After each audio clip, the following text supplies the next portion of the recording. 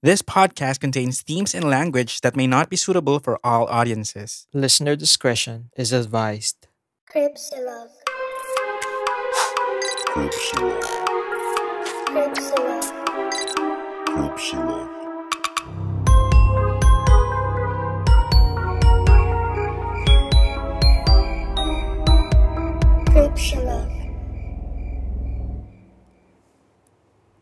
Hello, welcome Creepers. This is Cripsilog.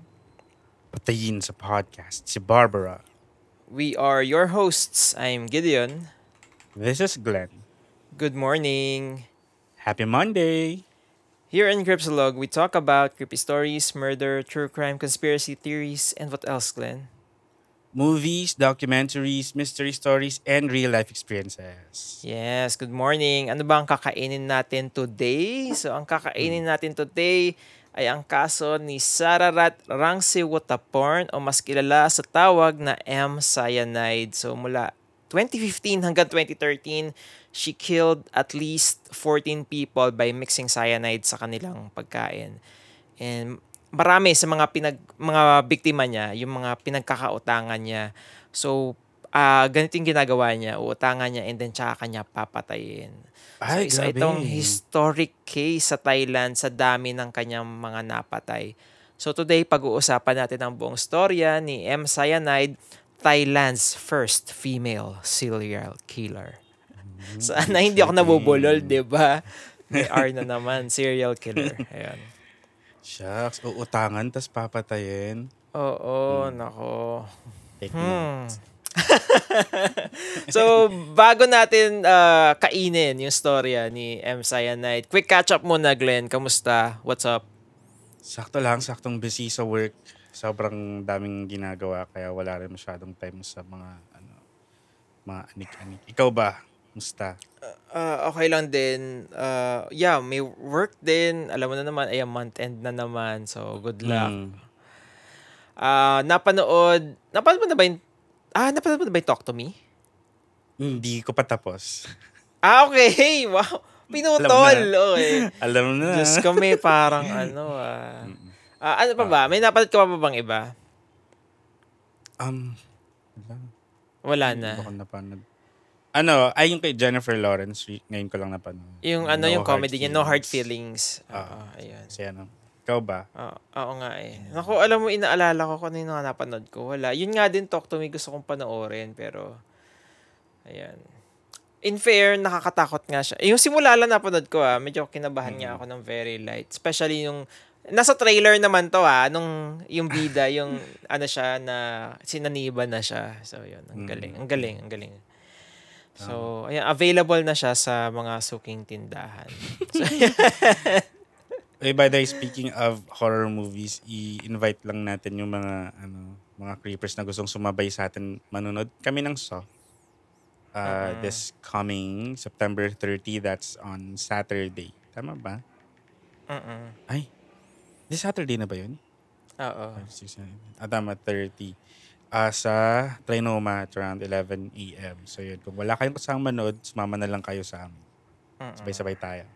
Yeah, so ano pa? Drag Silog pala. Welcome sa Drag Yes, Silog. Kamusta? Ano nagustuhan mo sa episode last week? Ito nga ba yung challenge? Tawang-tawa naman ako na ang dali ko lang kasi ano ba Yung ng kaligayahan ko. commercial, Tawang-tawa ako sa mga ginawa nilang mga commercials. Ewan ko. Pero aliw na aliw ako kay Miss Jades. Oo. Nagulat ako doon. Nagbibigay. It's giving. Serbisyo. Nagsaservisyo. Ganun pala yon. Okay, sige, nagbibigay. Tapos puro yung kabaliwan yan. yung rap keme nila, tawan-tawa ako doon. Yung ang tawag doon sa flip top nila na reading challenge. Reading challenge. So, nangangagat ng burr. Ang saya, ang saya. And funny siya, and then at the same time, yung ending, yung lip sync na, medyo naluha nga din ako doon. Napaka-emotional pagdating sa Drag Race no? Pero ayun, nakakalungkot. Ang ganda, one of the best episode, for me talaga, ito pala yung best episode ko so far. Dahil sa pinaghalong fun and yung sadness, yung heart na naramdaman mo, especially nung dulo.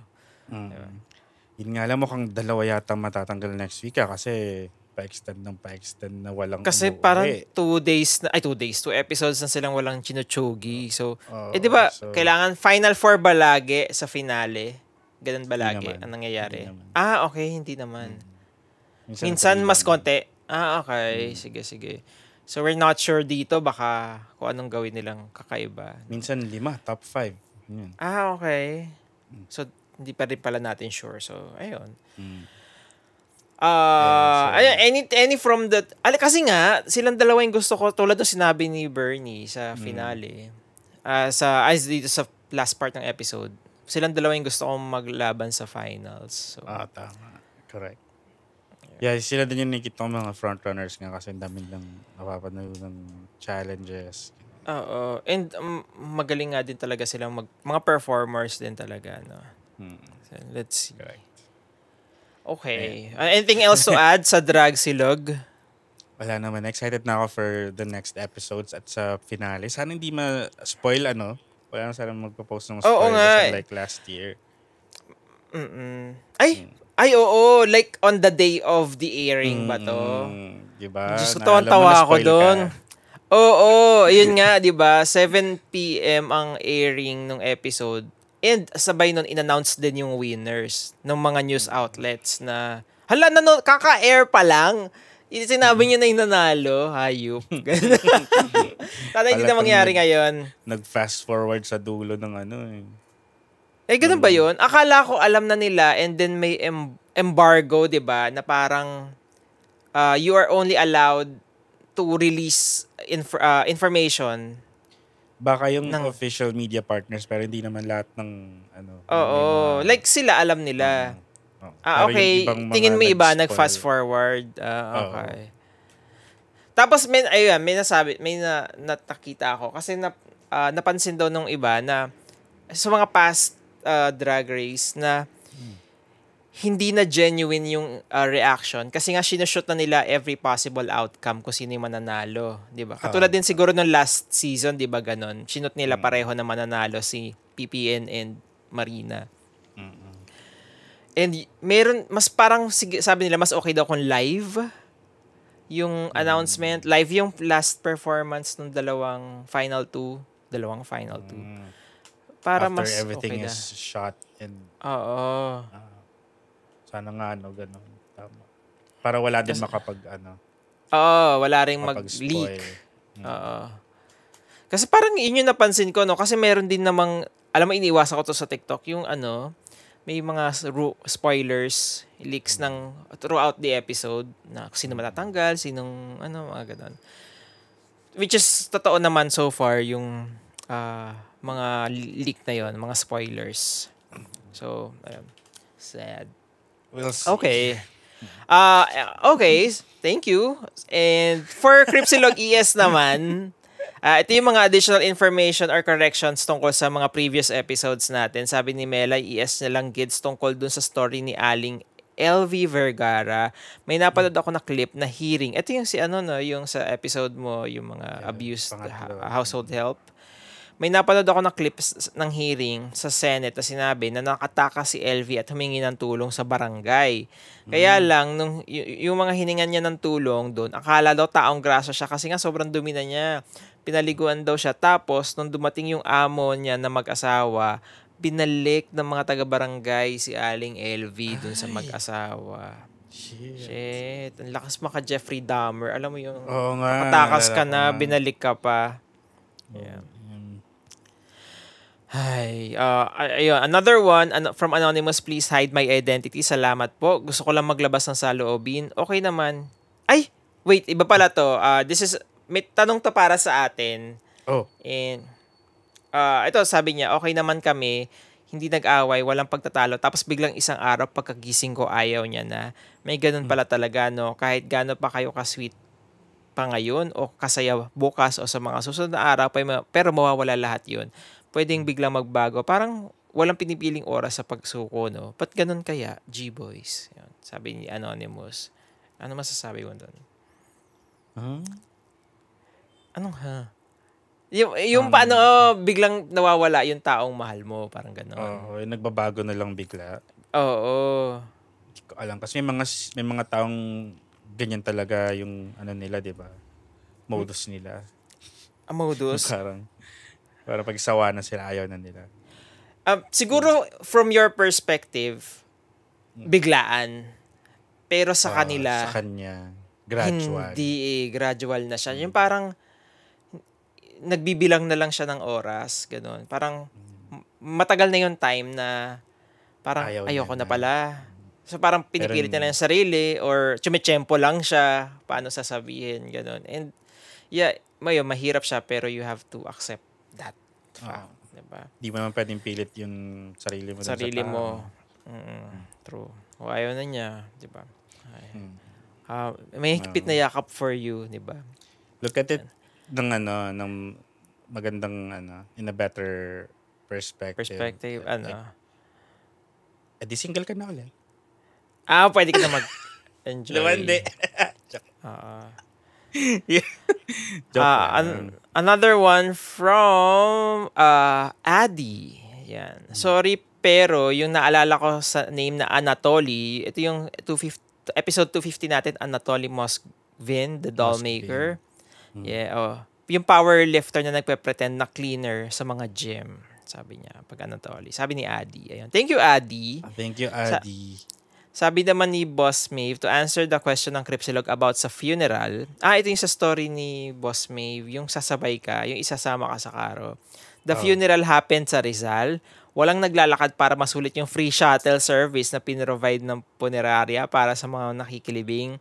And sasakay ako sa karo if only katabi ko yung driver. Wait, bakit? Sa loob ka ba mismo nung ano? Oo daw, katabi nung kabaong. Katabi nung kabaong? May space ba? Ano parang nakaupo kang ganon? Siguro. Or medyo malupad naman siguro. Akala ko katabi ka lang ng driver. Okay. ES din ni Boss Maeve yung mag-share sana ako ng meme sa Cripsifam group natin sa Facebook. Kaso wala may ma-share. So mag-Cripsilog ES na lang ako. Suggest niya lang daw yung true crime, yung Philippine real life orphan kung saan in-alive ni adopted daughter yung biological kids ng family. Ito yung sa Maguwad murder case ng dalawang magkapatid, di ba? Balitaan nga natin yan. Oo. Ayan, balak nga natin. Kasi nakita din natin sa Facebook nga, di ba? Yung Bisaya Slayers daw. Kasama siya doon yung itong si Maguwad murder case. Ay. Bakit? 'Di ba ito yung isa pa yung nag-graduate sila tapos napatay yung jowa niya ng pare niyang lover. Sa Visayas region din nga yun. Oo, ayun. Ayan, sige. Gusto ko natin gawin din yan. Tsaka yung isa hindi ko alam, yung bading na pinatay niya yung friend niya. Ay, tapos, ni-reveal niya, may mga bagay siyang ni-reveal na yung killer lang ang dapat may alam. Nakakaalam. So, na-booking siya. Pangalan niya. Pero marami na nag-suggest sa atin yan before. Mag-best friend sila supposedly. Away sila sa lalaki. Ay, nako. Ano ba yan? So, yun. Maganda nga daw yun silang tatlo. Yun. Ayun, balak nga din natin. So, thank you. Thank you, Boss Maeve. Another one from Adi. Kudos kay Gid, sobrang ganda ng presentation ng case. Sobrang ganda rin ng theory ni Glenn na baka parents and suspect nakakapangngati ng utak itong case na to. Talking about the Geylang Baru murders. Naalala mo sa Singapore, yung namatay yung mga anak nila. So, PS na naghahabol pero updated sa mga bagong labas na episodes. Ayun. Thank you, Adi. Oo nga, thank you, nakikita ko Adi. nga. Grabe maghabol si Adi. Gumawa siya ng playlist na siningit-singitan niya ng mga music, oo. Ang galing nga nun. Parang hindi dire-diretso daw na episodes natin. Sabi naman ni Tenten, isa dito sa victims ng Madlum tragedy, yung jowa ng isang guy. Tapos ginawa nila ng MMK episode about this, where all morning. Pero ang insensitive pala nung iba, ganun. And yes, ang huling text nga ni Ate Girl sa jowa niya na guy is, papunta na kami sa walang signal. Ang MMK title ay selfie. Ito yung sa natin, sa isang slide natin about the Madlum tragedy. Which is yung nag-trend nating TikTok. Ayan. Ayan. Another one from, thank you. Tenten yan. Si Adi ulit, sabi niya buti nakaka-catch up na siya. Sobrang ganda ng episode na to, talking about episode 188, Who Wants to be a Cheater. Sobrang ganda ng pagka-present ni Gideon para kung nanonood real time. Also, na-appreciate ko rin yung pa-preview before mag-start ng episode. Ay, di ba? Hindi natin na nagagawa ngayon. Although binabanggit naman natin at the start din kung ano yung tungkol saan yung episode. Correct. Sabi ni Adi, grabe yung story ni Leonardo Baldemor, ang winner.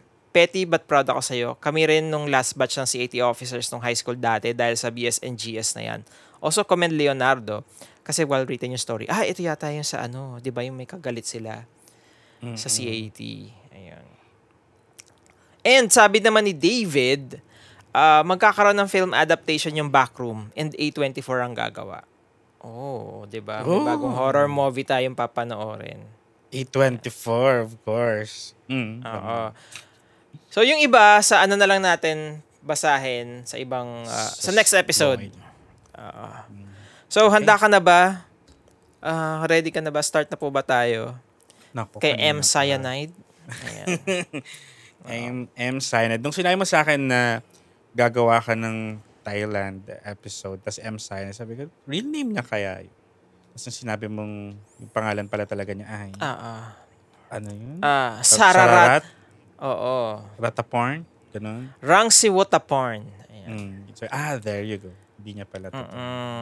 Ang nickname niya talaga M. Ayan. Gusto natin mag-thank you kay Taharang Gala. Maraming salamat sa pag-suggest ng story ni M. Cyanide. Thank you, Tahara. Shout out. Matagal-tagal natin hindi si Tahara. Oo nga So, game? Start na po ba tayo? Let's go. Yes. April 14, dumating si Sararat Rangsi Wotaporn, nicknamed M, sa Meklong River Bank sa Ratchaburi, Thailand, para i-meet ang kaibigan niyang si Siriporn Kanwong para sa isang Buddhist ritual na gagawin nila. So parang ang gagawin nila doon sa ritual na to, they will release a fish doon sa ilog. So based sa CCTV, makikita natin si Siriporn appears lively and healthy naman kasi normal lang siya naglalakad papunta sa pier habang may bitbit na supot. Andito yung isda niya na i-release sa ilog para sa isang ritual. Ayun. Pero ilang sandali pa, nag-collapse si Siriporn. Sinubukan nag-collapse. Collapse. Okay. Nag-collapse si Siriporn. Sinubukan tumulong ng mga bystanders pero patay na si Siriporn. Nung nalaman ng pamilya ni Siriporn ang nangyari, nagduda sila. Kasi paano ang simpleng pagpunta nila sa pier para sa isang Buddhist ritual ay nauwi sa pagkamatay ng kanilang anak. So nagsumbong ang nanay ni Siriporn sa mga pulis and she became suspicious sa recent reconnection nila ni M. And dagdag pa nito na nawawala yung mga gamit ni Siriporn, isang mamahaling handbag, pera, tsaka 2 cellphone. So nagsagawa ng investigasyon ang mga pulis. Tinanong nila si M tungkol dito. And sabi naman ni M, hindi niya kasama si Siriporn during the time na namatay. Pero nakita sa CCTV, ayun na nga, nakita na 2 silang magkasama na naglalakad papunta sa pier. Tapos, after a while, medyo nawala sila sa view kasi parang bumaba na sila papunta dun sa ilog. Tapos, umakyat ulit si M, nagtawag siya ng mga bystanders, asking for help kasi nga nag-collapse si Siriporn. And then, tsaka siya umalis, papunta the other way. At sumakay ng kotse and umalis na. And, ayun, dun na kumalat. Hindi na nakatanggi si M. Nakasama nga niya si Siriporn nung namatay ito. And based sa autopsy, nakitaan ng cyanide sa kidney nung biktima. Dahilan para mamatay si Siriporn. Inaresto si M noong April 25, 2023 sa pagpatay sa kanyang kaibigan. And during the search in her house, natagpuan yung isang bote ng cyanide. And binalita sa media yung nangyari. Kasunod nito ay may iba't iba pang mga family members ang kumontak sa pulis para sabihin na may misteryo din bumabalot sa pagkamatay ng kanilang kamag-anak matapos maging close kay M. At dito na nagsimula ang kaso ni M. Cyanide, Thailand's first female serial killer. Oh, so you mean umpisa pa lang yun? Mm-mm. Akala ko patapos na. That's the end. kasi nahuli na. So, kilalanin natin si Sararat. So, si Sararat ay may nickname na M. So, alam mo naman, di ba sa Thailand, may mga kakaiba silang mga nickname, mga Earth, mga ganyan. Mga kung ano-anong random English words. Ayan.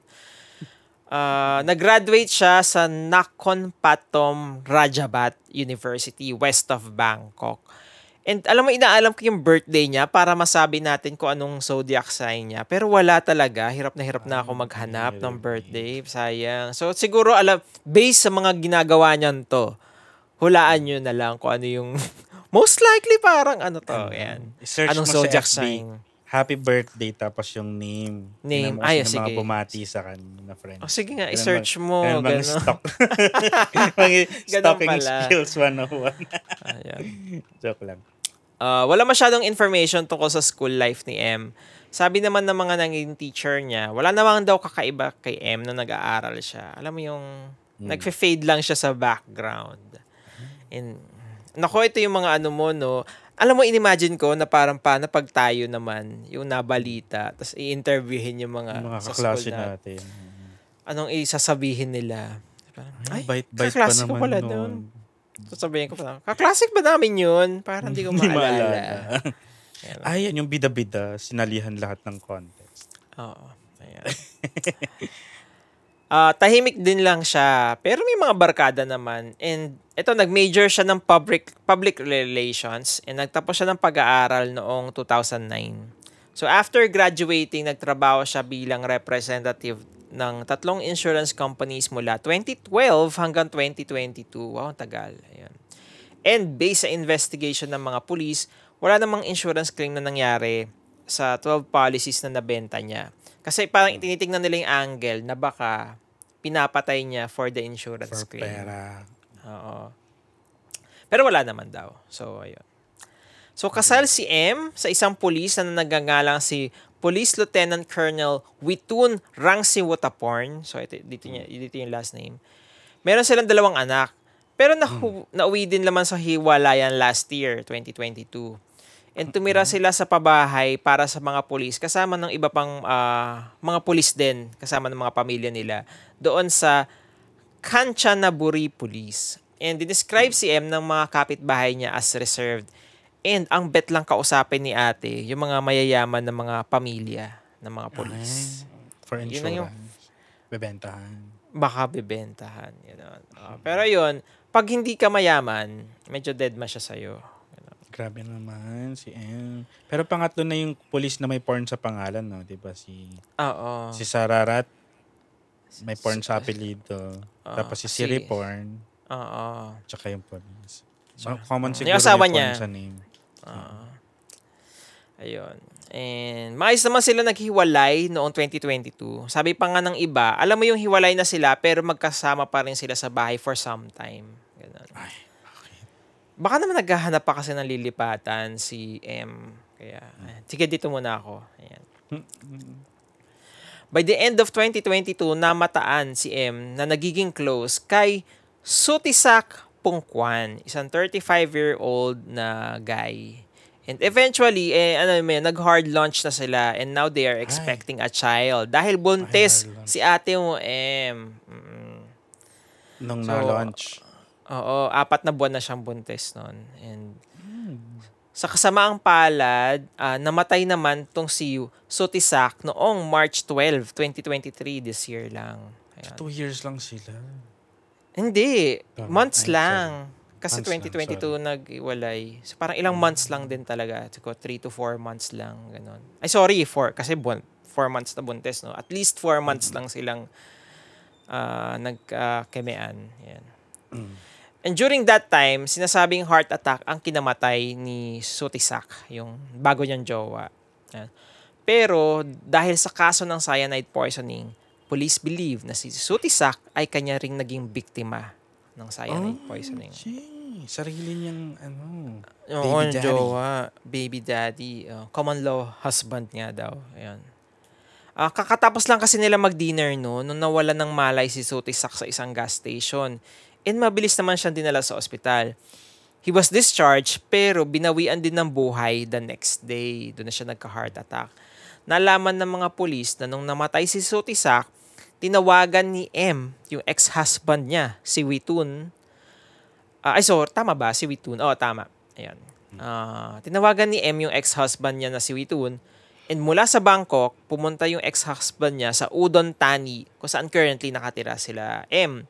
Sumakay yung ex-lover sa kotse ni Sotisak. Tapos pumunta sila sa isang bank para i-apply ng loan. At ginamit nilang collateral ay yung sasakyan ni Sotisak. Ay. At pinuntahan din ng ex-lovers ang mga taong may utang kay Sotisak para singilin ng utang. Not disclosing the fact na deads Hindi. na si Kuya. Deads na naman. Oo. Pero sinabi lang nila na maniningil kami ng utang. Oo. Gano'n. So at this point, meron na siyang pera mula doon sa sasakyan. And then pera mula doon sa mga may utang kay Sotisak. And kung ano pa man yung mga current asset ni Sotisak, na kay M na. Kinuha na ni M. Ayun. And kinontak din ng mga insurance company na pinagtatrabuhan ni M ay yung mga police. And sinabi ng insurance company na sinubukan din ni M na i-apply ng insurance si Sotisak bago mamatay for 7 million baht. Pero yung regular insurance premium niya was 1,000 baht. Parang hindi niya tinuloy dahil medyo mataas. Ay, wag na lang pala. Ganon. Sige, sa ibang paraan na lang siya babawi. As days passed, padami ng padami yung sumusulpot na nagsasabing maaaring may kinalaman si M sa pagkamatay ng mga kakilala nila. So, alam mo yung sa bawat ring ng telepono sa police station, lalong kinakabahan yung mga police dahil padami ng padami yung mga taong involved di umano dito kay M. Lumalabas na 15 mga kaibigan at acquaintances ni M na may edad 33 hanggang 45 ay mga, alam mo yun, either namatay, namatay din. Mga walang history to ng health problems, tapos bigla na lang malalaman mo nag-collapse and then namatay. Matapos makipag-bonding kay M. Ay, hindi siya magandang kabanding. Oo. 14 dun sa 15, after being in her company, ay namatay. And this group included 2 police officers. So, una muna ay ang namatay ay si Police Major Nipa Sanjan. So, si Nipa ay babae. Ayan. And due to respiratory and heart failure, yung kinamatay niya noong April 1, 2023. And nag-collapse ito after sumama kay M para mag-pray sa Prapaton Chedi sa Nakhon Pathom. And following her death, na-discover nito ng pamilya ni Nipa na nawawala yung 10,000 baht cash niya.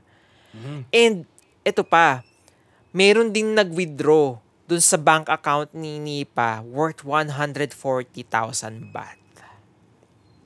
How much in pesos? 1.5 peso ang isang baht. Ayun. Tapos alam mo, may nakuha din CCTV footage ang mga pulis sa di umano yung aktong pagkamatay ni Nipa.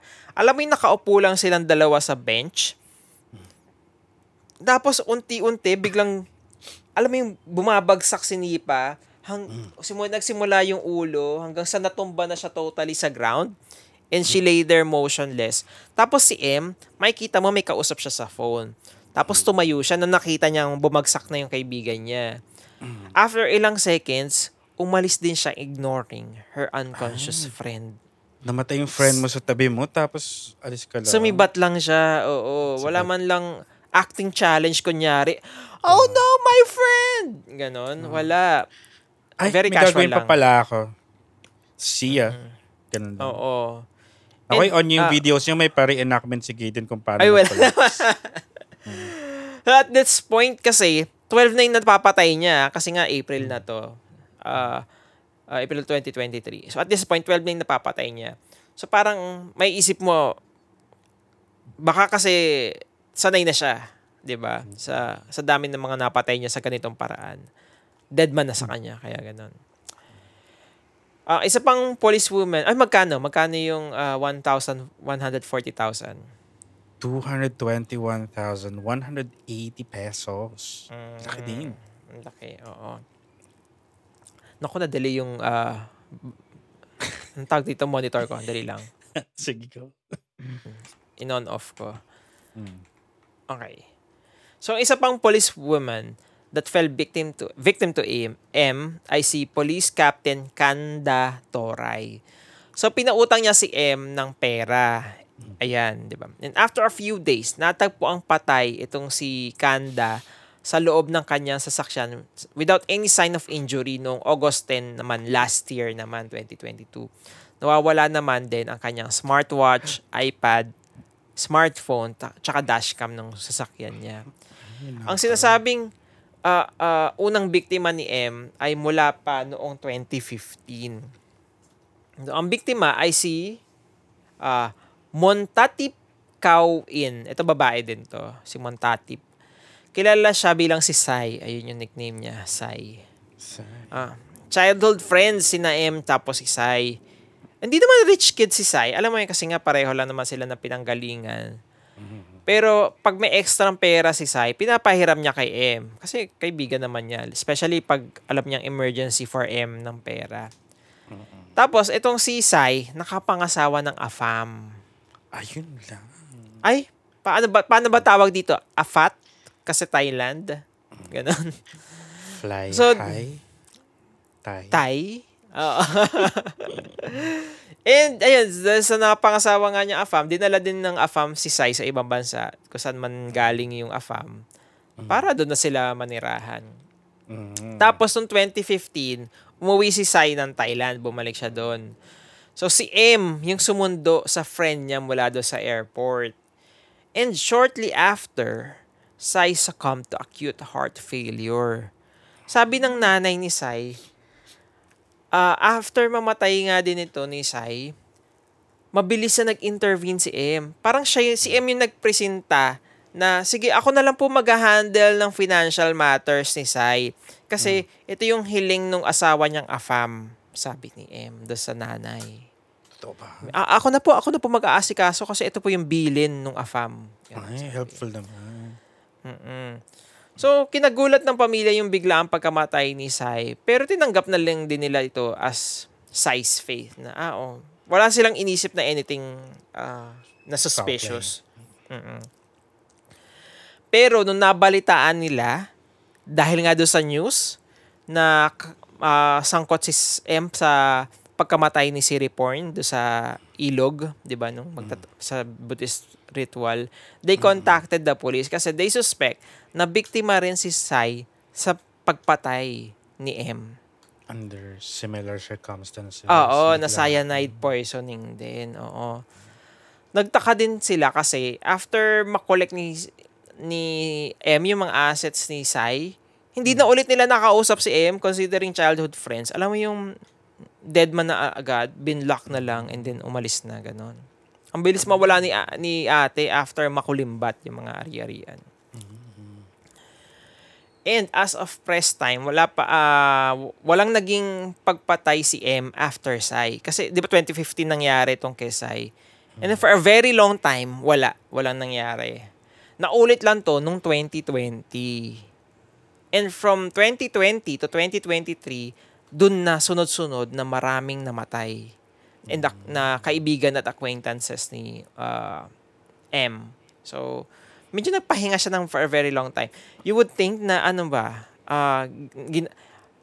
ginawa niya once and then, hala, nakapatay ako. Why don't we do it again? Parang ganon. Mga ilang years after. Ilan years on? 16, 17, 18, 19, 20. 5 years pala. Ayan. Baka guminhawa yung buhay niya during the times na nagpahinga siya. So, di niya kailangan. Pandemic. Oh. Ay, shit. Oo. Naubos yung budget ko, Makapatinga ulit. Oo, ayun. Makikitaan na ng mga symptoms, yung mga taong to, bago sila mamatay, na associated with cyanide poisoning. Very generic pa naman yung pag naka-ingest ka ng cyanide. Alam mo yung vomiting, shortness of breath, magiging teary-eyed ka, yung mga ganon. Very common. And Parang siguro wala na-associate sa heart attack, ganon. And some of the victims died ay matapos magpautang kay M. And yung iba naman, may mga nawawalang valuables. Isa na din sa mga biktima ni M, si Kantima Pai Sarard, female din to, na nagpautang kay M. Nagpahiram ito ng 250,000 baht naman. So that's mas malaki 394,000 pesos kay M. And recent lang sila nagkakilala. Hindi sila childhood friends tulad ni Sai. Parang ngayon lang. Nagpunta silang dalawa sa isang shopping center sa Kanchanaburi. And after some time, nag-complain na si Kantima na parang, shit, may sore throat ako. Hindi maganda yung pakiramdam ko. Ganyan. At tapos nag-offer ng gamot si M. Oh, ito may gamot ako sakto for cough. Herbal to, mabisang gamot sa ubo. Sabi ni M. Ganon. Siyempre, friend. Sige, tinake naman ni Kantima sa pagkakaakalang gagaling siya agad. Tapos, after shopping, sumakay na si Kantima sa sasakyan niya para umuwi. Kaya lang, in the middle of driving, nakaramdam siya ng heaviness and tightness sa kanyang chest. Tinawagan niya si M for help, pero binabaan lang siya ng telepono ni M. Ay. Buti na lang nakatawag siya sa 1669 medical hotline emergency doon sa Thailand. Alam mo, nung dumating yung ambulansya, hindi na humihinga si Kantima. Oh, ang bilis. And, mabuti na lang at naagapan siya ng medics at nagawang i-resuscitate. And sabi ni Kantima, now, I suspect that she tried to poison me. Nung nabalitaan niya yung nangyari. And si Kantima lang ang nag-iisang nakasurvive sa lahat ng mga nabiktima ni M. Ni M. Hindi. Buti nakatawag siya sa 1669. Kasi alam mo, after nung nangyari, nangyari kay Kantima, na muntik na siya mamatay, hindi na kasi ulit nagparamdam si M sa kanya. Tapos, hindi na rin binalik yung perang hiniram. Ay, naku, the nerve, Inassume ba ni M na patay na siya? Oo, baka ganun. Ay, hindi ko na isasoli. Tegi ka na naman. So, ang kaso ni M ay maaaring pag-aralan sa iba't ibang kaso ng serial killings. Kasi 'di ba, alam naman natin, we've discussed many serial killers dito sa episode. And nagkakaroon din na ng study. Alam mo yung profiling na ng mga serial killer. And 'di ba sinasabi nila na mostly ang mga babaeng serial killers pumamatay driven by desire for enrichment or gain from people close to them. Very practical, 'di ba? May makukuha tayo dito, kaya natin sila papatayin. I think meron pang isa, 'di ba? Napanood natin doon sa Worst Roommates Ever. 'Di ba yung babae, yung lola na parang pinapatay niya, may pinatay siyang isang, tas nilibing niya lang sa backyard nila. I'm not sure kung anong nangyari doon eh. Naalala mo ba? Hindi na din eh. Kasi parang may mga, true gain lang din. May mga naging serial killer women tayong topics before. Sino ba yung sa'yo, yung nanay? Ginarda Chanchuli. Ayan. Oo. Yan. Tapos yung The Soap Maker nga. Tsaka si Eileen Wuornos ba? Yun. Eileen Wuornos. Diba? For money din. Gain. Tsaka, tapos mostly din daw through poisoning yung iba. Meron tayo nung nurse, 'di ba? Ay, alam mo ba? Shinare din sa atin to. Nakalimutan ko yung name. Sa UK, pumapatay siya ng baby, yung nurse. Di mo ba nabalitaan to? grabe yun. Basta pinapatay niya mga baby. Recent lang to, kakahuli lang din sa kanya. Shinare din sa atin to. Nakalimutan ko yung name, pero ayun. Sinasabi niya na pinapatay niya yung mga baby kasi nakikita niya na parang ayaw niya mag-suffer yung mga baby. Papatayin na lang niya. Ayun. Wala sa decision mo yun, te. Ayun. So, samantala, yung mga lalaking serial killer naman, mostly tied to satisfy their, hunger for sexual needs or basta psycho lang, mga ganon. Or gusto lang pumatay. Oo. For the thrill of it, mga ganon. Thrill or bragging rights. Oo. Diba? So, ayan. And sinasabi din nila na apparently, itong si ate mo, M, ay lulong sa gambling. Ayun lang. Sa casino. And she is in desperate need for funds para i-sustain yung bisyo niya. Alam mo, nakita sa internet history niya na madalas siya sa mga gambling websites. Nakita din na doon sa history niya na natalo na siya ng 1 million baht. So that's 1.5 M pesos. Sa isang araw lang Oo, ang dami. So in total, natalo na siya ng 78 million baht. And that's 123 million pesos sa kanyang addiction sa gambling. And yung Na-addict pera... ba siya sa pagkatalo? Oo. Alam mo, gets ko naman to. Na-addict ka na ba ever na gumastos ng pera? Hindi sa sugat. Saan? Diyos ko Gusto ko yung hindi ako uwing talo. Yung uwi ako nakasmile. Sure ka ba?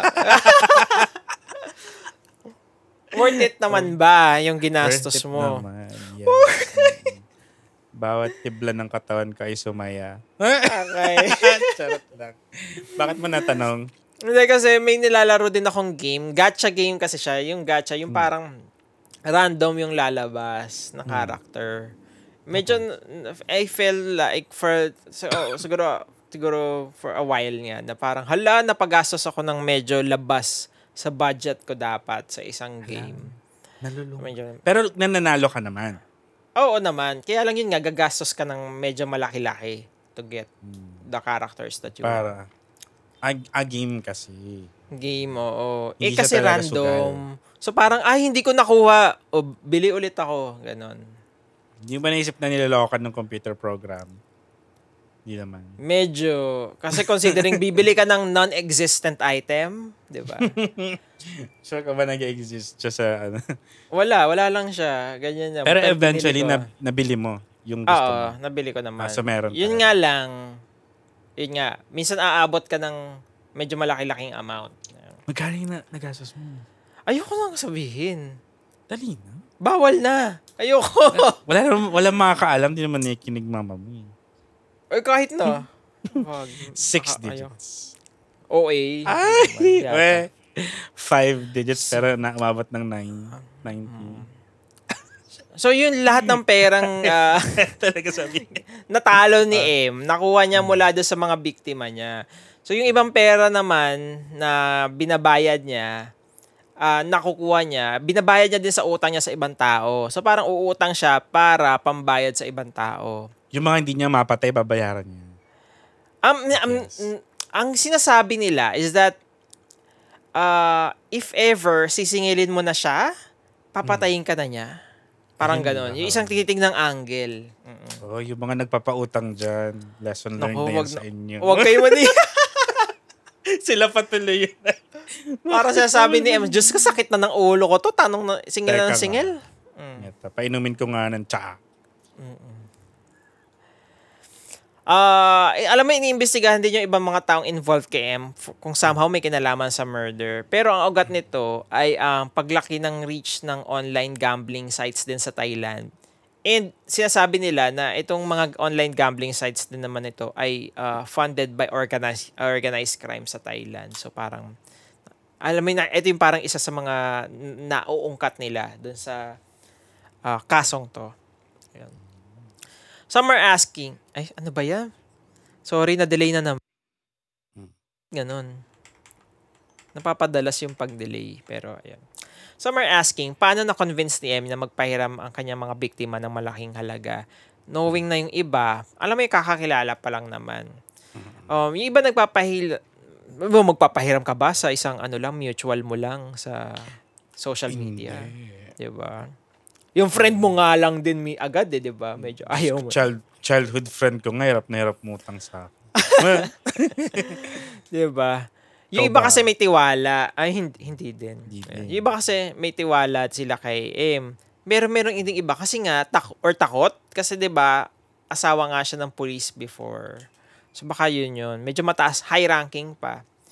Sinasabing mga members din sila ng isang pyramid scheme na part din si M. Alam mo, itong kaso na to kasi is ongoing pa din. Kakahuli lang kay M nung Kasi April. nga, 2023, up to 2023, Oo. ginagawa niya pa din, di ba? Oo, ayun. So, ibibefriend ni M ang mga tao enough to gain their trust and then they involve them in pyramid schemes, lottery fraud, tsaka shady investment scam, or simply borrowing money para lang, alam mo yung either magdadahilan siya or maghihiram siya ng pera. And yung iba naman siguro hindi makahindi sa kanya kasi minsan maliit lang yung hinihiram. Alam mo yun, continuous na maliliit na hinihiram na pera. Pero pag pinagsama-sama mo na malaking amount na siya. Or baka nangangako siya ng, sige, babalik ko pero may interest. Ay, oo. Kaya na-attempt din sila magpahit. Yung iba nga, 'di ba, after niya pang mapatay, nakakakuha pa rin siya ng pera kasi 'di ba, mula doon sa mga assets. Yung iba naman na magtatangkang maningil kay M, chinuchugi niya. M would invite them for lunch or sa isang trip and then M would then find a way to slip in the cyanide sa either drink, pagkain or gamot para tsugiin ka. Hindi rin napaansin agad yung modus ni M dahil ginawa niya ito in 8 different provinces across Thailand. So alam mo yung hindi nakakapag-coordinate yung mga police na somehow si M ay nag-iisang common ground sa lahat ng mga misteryosong pagkamatay ng kakilala nila. Not until 2023 nga nung lumutang na si M at si Siri Porn. Tapos, hindi laging in close proximity ginagawa ni M. Kasi merong isang biktima si M, si Nim Nikit, wife ng isang doktor. Namatay ito matapos mag-take ng tablet na pinadala sa kanya via mail. Hindi siya magkasama. Via mail lang. Inakala ng husband nito na namatay ito dahil sa constant fatigue and stress kasi nga kakapanganak lang nitong si Nim Nikit. Sinabi ni M na, Nim Nikit, nag-gain ka ng weight during pregnancy. Kaya nagpadala si M sa kanya ng weight loss tablet. Bangkok pills. Bangkok pills. After a month, nagpadala ulit ng tablet si M. Pero madami na to. Pero alam mo yung tinake pa din naman ni Nim Nikit. Tapos namatay din si Nim Nikit after ilang days matapos i-ingest yung pangalawang tablet. Wala yung asawa ni Nim Nikit during the time na namatay si Nim. So, alam mo yung dalawang anak niya lang ang naiwan kasama, yung dalawang anak, yung dalawang bata, kasama ng patay nilang nanay. Akala ni husband heart condition ni Nim yun, na hindi lang sila aware, kaya namatay. Pero, lingid sa kanilang kaalaman, si M pa lang may kinalaman. Kung sinasabi nga ng iba na may kung coroner system lang ang Thailand, malalaman agad yung krimen ni M. Pero wala silang coroner system, kaya umabot din sa sobrang dami ng napatay ni M. Tayo din naman walang coroner. Although meron tayong, anong tawag doon? Forensics? Kay Dr. Raquel Fortun. Pero hindi naman siya lagi, di ba? Kasi syempre mag-isang tao lang siya. Mga high profile. Usually high profile cases, oo. Yun nga yung sinasabi, kung may coroner lang sa Thailand, maraming buhay sana yung maliligtas. Ito yung sinabi ng renowned forensic expert na si Dr. Porntip Rajanasunan. Pangapat ng porn. Oo, ayan. So, nahaharap si M sa iba't ibang kaso ng cyanide poisoning, forgery, theft. And M pleaded not guilty to the charges nung nahuli siya. Hindi siya. She denied committing the murders, pero she confessed to using cyanide. I'm not sure kung for other reasons other than murdering somebody. Ano bang uses ng cyanide? Di ba? Lason lang naman talaga siya. Oo. Alam mo, may ikukwento ako isang kaso dito tungkol sa cyanide poisoning. Kasi, ayun, pero back muna dito. It was part of, sabi ng mga police, it's a partial admission. Sabi nga din ng investigator na M made a vague statement na cyanide was mixed with illicit substance na in-ingest ni Siri Porn. Ito ini-investiga nung kay Siri Porn. Hindi naniniwala dito mga police kasi sino ba naman ang magmi-mix ng cyanide sa kanilang pagkain knowing na dangerous substance ito kasi may risk na mategi ka kaagad. So parang yun yung sinasabi ni M na pinaghalo kasi ni Siri Porn yung cyanide sa isang Hindi sinabi ko anong illicit substance na yon. Baka drugs or something, mga ganun. Pero sinerch ko, ang cyanide daw in manufacturing is used to make paper, textiles, and plastic. At ginagamit din So, siya sa pag-develop ng mga pictures. So, hindi siya, talaga? hindi siya parang household na chemical for Oo. whatever uses. Medyo, siguro pang pabrika siya or yung mga manufacturing, ganyan. So, for you to have it in your person, para, diba, Sketchy medyo, talaga. Oo. Since walang confession kay M, the police wanted to know kung paano nakakuha ng cyanide tong si ate mo for such a long time. Diba? 2015 siya nag-start eh. So, ang cyanide na ginagamit niya ay mula pa sa Spain. Ang tatak nito ay panreac na ini-import sa Thailand. The police believe na may tumutulong kay M para makakuha ng cyanide, specifically potassium cyanide based sa investigation. And tinitignan nila yung angulo na baka yung ate niya ang tumutulong kay M for access kasi pharmacist yung ate niya. Pero aside from M, apparently based sa serial number ng bote ng cyanide na kay M, nalaman nila na meron pang 100 na iba't ibang mga tao ang bumili ng cyanide. And isa dito ay ang isang kilalang Thai actress na si Prichaya Pongtananikorn. Corn to, hindi porn. Corn. Ayan. Ang nickname niya ay Ice. Tawagin na lang natin siyang Ice. Ayan. Kasi illegal yung possession of cyanide without permission sa Thailand. So, tinawag nila lahat, nakilala nila lahat ng buyers ng cyanide and they questioned them. Isa na nga dito si Ice. And Ice admitted na nag-order nga siya online ng cyanide noong April 25, 2023 for 300 baht. Alam mo yung ini-interview si ate mo, Ice, alam mo may shades pa siya. Alam mo feeling mo galing sa iyak. Ganon. Artista. Artista kasi siya. Oo. Anin niya naman daw yun. Ito nga, sabi ni Ice kasi, kaya siya bumili ay to use it against snakes at lizards na inaatake yung mga alagang aso niya. Nag-share pa nga si Ice ng CCTV footage showing na alam mo yung nag-aaway yung isang lizard tsaka yung aso niya. Monitor lizard, malaki, parang malaki. Bayawak. Very ganun. Ang laki, parang kasing laki ng aso niya. Shih Tzu yata yung aso niya. Ganun. Medyo malaki. Laki. Nagpresenta nga din yung nanay ni Ice na isusurrender nila yung bote ng sealed pa daw ng cyanide kung gusto nila. Ganon. So, although hindi naman nag-press ng charges yung mga police kay Ice. Shit. Tuloy lang ang buhay. Marked safe ang bayawak na live for another day. Oo. Pero hindi nakaligtas si Ice sa mga netizens. Kasi sinasabi nila na baka siya na yung next serial killer. Alam mo yung ini-interview siya sa mga showbiz-oriented talk show tapos umiiyak siya kasi nga nabubuli na siya ng mga netizen. Sabi, baka ikaw na yung next cyanide. Ikaw na si Ice Cyanide. Ganon. Sabi nung bayawak, ikaw pa talagang na-hurt. Ako nga yung binalak mong patay. And yet, I'm safe to slay another day. Pumapatay. Pumapatay, Reyna. Ang pangit pag Tagalog. Ba't gano'n? Oo, Reyna. Gano'n. So, kinonect din nila yung pagkamatay ng manager ni Ice 3 years ago na baka sinasabi nila, baka pinatay mo yung manager mo 3 years ago.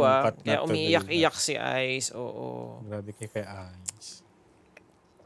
So, wala pang sinasabi ang mga police kung saan nakuha ni M yung cyanide. So, we don't have any information yet. And kinoconsider na ng mga police na case closed na yung kay M cyanide as what a journalist monikered her. Yun na yung nickname niya, M Cyanide. The police interviewed 900 witnesses and also examined to 29,500 documents. So this is a historic case for Thailand kung saan a serial killer planned serial killings in an 8-year killing spree, poisoning victims with cyanide. And doon din sa dami madalas pa naman mapagkamalan na natural cause ang tulad ng stroke or heart attack ang kinamatay ng mga namatay sa cyanide poisoning. And this prevented doubts doon sa mga taong yun. 'Di ba? Kung bakit sila namatay. Ang motive ni M sa pagpatay ay to gain money and para mawala din yung utang niya mula doon sa mga biktima. Kasi utangan ka niya and then papatayin ka niya. So, M is charged with 80 counts, a historic number ulit for Thailand. Merong attempted murder, intentional homicide. I'm not sure anong difference nila, legally speaking, sa Thailand pa, di ba? So, merong food and drug adulteration, theft, and forgery. So, yung former lawyer ni M and ex-husband were charged with aiding and abetting. So, I'm not sure how. Ay, yung ex-husband niya, admittedly, kasi nga, di ba, somehow parang accessory siya sa crime. So, yung lawyer ni M, hindi ko lang sure kung bakit. Na-dismiss naman si ex-husband sa pagiging police and inaresto siya for forging documents and possession of stolen property kasi na in possession siya ng jewelry mula sa isa sa mga biktima ni M. Is it the guy na tinulungan niya si M? Yung Oo, yung binenta, kinalateral nila yung sasakyan ng bagong husband. Oo. Despite this, nakabail naman si ex-husband and was placed under electronic monitoring dahil sa kawalan ng direct evidence linking him to the murders. So, ayun. May leniency din na binigay sa kanya kasi nakipag-meet itong si ex-husband kay M to convince M na mag-confess na lang. So, parang alam mo yun, somehow tumutulong siya sa mga pulis. Kasi pag nag-confess si M, pwedeng bumaba yung sentensya sa kanya. Kasi at this point, death penalty yung pwedeng ipataw sa kanya. And this is what the family of the victims demanded. Pero sabi ng mga ibang legal experts, baka hindi ito mangyari kasi merong procedure code na amended noong 2007. Kasi nga, buntis si ate mo, girl M, di ba? Hindi pwedeng i-death penalty pag buntis. So, baka at this point, ang mangyayari, mapopostpone yung death penalty for 3 years. And your punishment, after 3 years, your punishment will be automatically commuted to life imprisonment. Pag buhay pa yung baby after 3 years. So, magiging life imprisonment ka na lang. Pero pag pagpatay na, ide-death penalty ka. Kaya lang, nawala ng heartbeat yung baby sa loob ni M, namatay yung bata sa sinapupunan. So, they had to abort the baby na from M. So, tuloy dahil tuloy ang kaso! Ayan. Death penalty ang mga hihintay kay ate mo. Baby. Kasi, ineligible na siya for procedural code na yun. Balik sa death penalty na yung maximum na pwede niya makuha. Ayun. Currently, nasa isang kulungan si M sa Bangkok and she enjoys the popularity doon sa kulungan sa kanyang mga inmates. Kasi nga... Cyanide Queen. Yes. Slay. And nagsasagawa naman ngayon ang Thailand ng regulation sa pag-purchase ng cyanide para mas maging regulated ito sa mga individuals, businesses, and factories. Kasi kung hindi kayo susunod, maaaring ma-revoke ang inyong mga lisensya. So yun, ongoing pa rin naman ang kaso. Alam mo, may update pa nga Umabot na sa 21 ang biktima ni M. Pwede ba akong mag-share ng picture? Sige. Ayan. Hindi naman natin pagbabawal. Baka lang. Diba? Kasi ito na siya. Meron na tayong Keme update. Ito. Asan yung ano ko? Ito. Ay, nakikita nyo na. So, ito si M Cyanide. And then, andito yung lahat ng mga biktima niya. Alam mo, dati nga, nung nire-research ko to, 15. Tapos, di ba, habang check ng iba't ibang website, lumabas to, 21 na ang biktima ni ate mo, M. Ang makakomment ko lamang ay, ba't naman ganyan yung numbering system?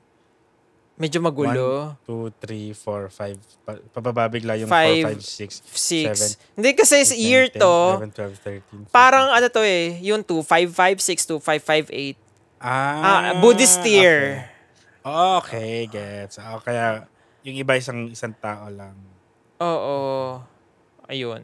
Bakit naman mannequin si number 9? Asan? Avatar Siguro wala na lang silang siya. picture. Avatar, oo. Wala silang Keme picture. Tsaka si number 5. Asa sa Parang number mga 5 ito? player na lang siya. AI. Ganun. Hala, AI. Ayun. Okay. Gets. Ay, sige, wait. Iko-close ko lang ulit. So, ay, asan na yung ano ko? Hirap na hirap. Ayan. Okay. Asan na yung notes ko? Na-close mo rin. Oh, na-close ko din. Ayan. Yung So, notes mo ayun na nga, nga lang ang 21 i-share screen mo. 21 na yung biktima ni M. So, 18 ang napatay, isa yung cured, and dalawa yung escaped. I'm not sure ano ibig sabihin ng escaped. Kasi di ba meron tayong isang nakasurvive? Oo. Alin kaya siya doon? Yung dalawang nakatawag supposedly sa escaped. 1669. So, may isa pa. May isa. Yung isa yung nakatawag sa 1669, tapos yung dalawa escaped. Dalawa. So once proven, masasama na si M sa listahan ng mga serial killer sa Thailand na lahat ay lalaki. So si ate mo M ang unang serial killer na babae. Ayan. Kasi 'di ba, na-discuss na natin to before, yung una si Bunpeng Hiplek, yung pumatay siya ng victims niya na ilalagay niya sa chest tapos itatapon niya sa kanal. 'Di ba? Ito nga siya yung nagkaroon ng public execution, yung pinugutan ng ulo. Yung babaero. Oo, although konti lang to, single digit lang yung mga napatay niya, mga 5 ganyan. Tapos in recent times naman si Somkid Pumpuang pumatay ng 5 masus noong 2005. Ay, grabe siya. Single digit lang din. Tapos si Chamlong Sornkamharn naman ay nag-commit ng S-word while in detention for poisoning 8 truck drivers. Ito lalaki tong si Chamlong, di ba? Ayan. Pero Noong 2012. Oo. Ayun, nag-S-word siya bago ma-convict. Kasama din ang child killer na si C. Uwei na na-execute ng firing squad noong 1959. At ito yung isa lang na double digit din, katulad ni M. Cyanide. Ito si Charles Sobraj, although hindi siya Thai talaga, ano siya, Indian Vietnamese, parang gano'n. Charles killed 14 people noong 1970. May show pa nga siya sa Netflix na The Serpent. The Serpent yung tawag sa kanya kasi dahil sa kanyang dulas at hindi siya nahuhuli ng mga kapulisan. Yan. The Serp. Ano ba tawag natin doon? Di ba may show na ganyan si Jake Cuenca? Palos. Ayan. Ayun. Tama ba? Ano ba yung palos? Diba? Hayop yun. Basta parang madulas ka daw, ganyan. Silang dalawa ni M. Cyanide ang dumo-double digit in terms of serial killer sa Thailand. So ngayon, supposedly, si M na yung pinaka-prolific na serial killer sa Thailand kasi nga umabot na ng 21 yung victims niya. So, ayan ang kwento ni M. Cyanide, Thailand's first female serial killer. Grabe na siya. Te. Sumayan, te. So, ano masasabi mo kay M na pumapatay after kautangan? Ang bastos niya, ha? Kasi diba? Bakit? Siya na nga pinautang. Siya pa yung galit pag siningil. Siya yung perfect, classic example ng galit pag siningil. Pa yung galit. Tumatawid sa hainan nga kita ng tsaang may sign. Teka, ganun ba lagi yung niya? Yung kanyang mode of pagpo-poison? Kasi aside from dun sa sinendan niya ng slimming pills. Gamot. Yung iba, di ba, binigyan niya ng tea. Like yung nakasurvive. Tapos, so yung iba, like yung sa childhood friend niya, hindi na nabanggit kung paano niya administer yung poison. Pero most likely, pinainom. Oo, or pinakain, hinalo sa pagkain. Hinalo sa food. Lalo kung nasa labas sila. So, ayun. Siguro, inexploit niya yung pagtitiwala ng tao sa kanya. Siguro maganda yung presentation kung paano siya uutang at paano siya magbabayad. Feeling ko may incentive din dun sa nagpapautang. Nag-present siya na baka kung gusto baka mo, investment. Pwede rin. Kasi diba nag-Ponzi scheme nga din siya. Oo. So, yun. Tapos siguro, pinoprofile niya rin ng maigi kung sino yung uutangan niya na pwede niyang patayin later. Feeling ko lang. Pwede din. Yun lang Nakita ko masasabi kasi 'di ba 2015 isa lang pinatay niya and then after 5 years tsaka lang niya sunod-sunod ginawa to. And naisip ko lang na baka one thing is that alam mo yung syempre pag nakapatay ka na hindi ka naman talaga killer. Parang I don't know, may kakaibang feeling siguro yun na shit, nakapatay ako. Alam mo may konting realization. Kaya medyo matagal. Pinaprocess niya yung ginawa niya. And then nung 2020 nga, siguro yun nga due Nangailangan siya to ulit. needs. Oo. And yun yung nakita niyang isang way kasi nga 'di ba nakakuha siya ng pera kay Sai. Yun yung pinatay niya no 2015. Kaya biglang during that time din siya nalulong sa gambling. Kung kailangan niya ng maraming pera. Kaya sinunod-sunod na ni ate mo, 'di ba? May mga ibang mga tao nagtatanong na bakit hindi naman siya nahuli agad? Kasi nga parang hindi ba suspicious na mga friend mo namamatay, 'di ba? Pero kay iba-ibang provinces kasi, di ba? So, hindi rin siguro matukoy na siya yung common denominator. Siya yung common friend. Oo. Ayan. Tapos, one day, she was like, hala, nakapatay ako. Next day, siya, nakapatay nga ulit. Kailangan ko na ulit. Oo, ganun. Ayan. So, mag-ingat po tayo sa mga pinapautang natin. yung ba ang lesson natin today? Tingnan niyo kung ino-offeran. Kung siningil niyo at bigla kayong ino-offeran na kumain sa labas, ay, Ako, kabahan na kayo. parang, bayaran na kita, kita tayo sa food court. Ay, nako. I-order na ba kita? Ay, baka mag-collapse ka pa uwi. Shit. Huwag kang iinom ng mga ino-offer, mga ganun. No? Kasi i-Gcash mo na lang yan. Isama mo na lang yan sa yung gagastusin mo sa food. What? It's, no. Tapos huwag maningil, ganun. Parang dito rin papasok yung magpautang ka ng kaya mo lang para hindi ka ma-compel na singilin. Kasi parang, di ba, mamaya patayin ka din pag siningil mo, ganun.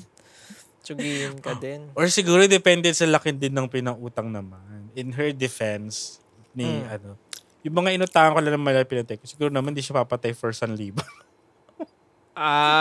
Parang hindi worth it. All the effort, di ba? Yung na-short ka lang ng pamasahe pa uwi. Tapos, pero may 20 ka dyan. Tapos nung siningil, teka nga. Mas mahal pa yung cyanide. Offeran ko nga to ng cyanide. Ganun. Mas mahal pa yung cyanide. Medyo lugi. Kung araw-arawin ka naman, di ba? Sa pagsingil. Doon sa... Gaya niya lang si Gideon, magbayad sa paraang alam niya. Oo, di ba? Bayaran natin sila. Ganun. Ay, nako, ayan. Kayo ba, Creepers? What do you think kay M. Cyanide? Let us know. Use hashtag CrypsilogueES or kung meron man kayo mga stories na gustong isend sa amin, you may slide into our DMs on Facebook, Instagram, or Twitter. We are Cripsilog. Yes. Madalas ba kayo magpautang? Kabahan na kayo. You can send your stories sa Gmail, send to cripsilog@gmail.com, or kung gusto nyo anonymous, you can use ChrisCat. Just search for Cripsilog. Yes. Gusto natin mag-thank you sa lahat ng mga sumusuporta sa atin sa Patreon, PayPal, and GCash. Nasa show description po yung information ng mga channels kung gusto nyo kaming supportahan at bilan ng ulam. You may also share the episode to your friends. Let them know how toxic Cripsilog. Ay, toxic. Gusto ko. Don't you know that you're toxic? With the taste of your lips. I wanna run. Yes. Gusto nyo rin supportahan ng bank. Siyempre, marami tayong mga friends dyan. Cripsilog is part of Bank Collective. You can search for Bank sa Spotify and dyan lahat ng mga shows. Hello sa ating mga bankmates. Hello. Rate us also 5 stars sa Spotify if you still haven't. And kung nagustuhan nyo naman kami, ayun, 5 stars. And i-follow nyo din kami sa Spotify. Sa TikTok. Salamat sa mga new listeners natin from TikTok. Nakita natin yung mga comments doon, naghahanap sila. Saan ba ito mapapakinggan? Anong timestamp? Ay, ganyan lang ng buo. Ano pa ba? Wala na naman. See you on Thursday for another slide into our DMs episode. My name is Gideon. And this is Glenn. Mercy and compassion. And productivity bitches. Buyers. Bye.